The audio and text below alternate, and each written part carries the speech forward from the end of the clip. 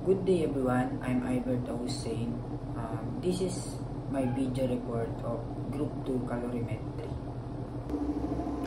So first, what is calorimetry? Calorimetry is the method of measuring heat. Dito natin nalalaman kung gaano karaming init ang napaproduce o nagagamit sa isang reaction o physical change. So why do we use calorimetry?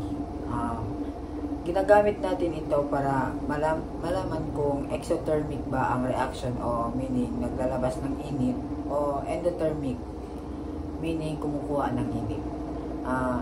Nakakatulong din ito para malaman ang energy content ng fuels, food, at materials. So, how does it work? Calorimetry works by measuring the change in temperature. Ang idea, heat loss by one object is equals to heat gain by another. Nilalagay ang substance sa calorimeter, tapos sinusukat kung gaano nagbago ang temperature. So we use formula. So we use the formula Q equals mc delta T. Q is the heat absorbed or released, M is the mass of the substance, C is the specific heat capacity, and delta T is the change in temperature. Now, the types of calorimetry. Number 1 is constant pressure calorimetry. Ito yung simple at kadalasang gamit sa mga basic lab experiments, ginagamit sa coffee cup calorimeter. So number 2, constant volume or bulk calorimetry.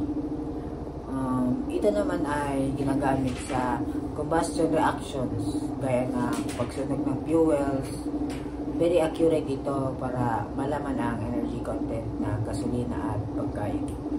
So number 3, differential scanning calorimetry or DSC.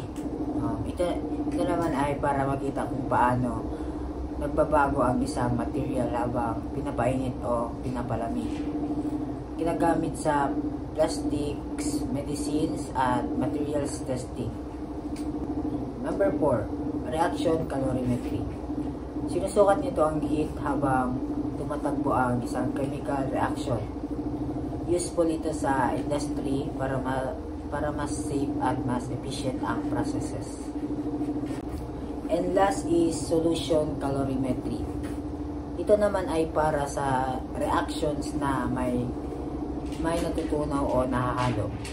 Ginagamit sa pag-compute ng enthalpy changes at solubility. So, why is calorimetry important?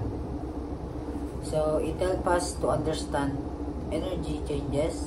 It helps design safer reaction and better materials. It measures energy in fuels and food, and it is used in biology to study metabolism. So, these are the example of calorimetry. So, first is combustion calorimetry. Purpose nito is to measure the energy content or init ng combustion ng isang fuel by burning it. Next is reaction calorimetry. Reaction calorimetry is a method used to measure the amount of heat energy released or absorbed during a chemical reaction.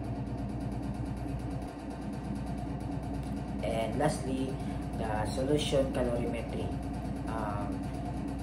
Solution calorimetry is, it helps determine whether the process is exothermic or releases heat, or endothermic or absorbs heat. So these are the objectives of our report. First is define calorimetry and explain its purpose in science. identify the types of calorimetry and their uses, understand how calorimetry works and the principles behind the heat measurement, explore the importance and applications of calorimetry in real life, and lastly, analyze the examples of calorimetry and their advantages and disadvantages. So to conclude, calorimetry is very important tool in science because it helps us measure and understand heat and energy changes. Dahil dito, mas naging safe, efficient at predictable ang mga chemical at industrial processes. So, thank you. And that is my overall report about calorimetry. Thank you for watching.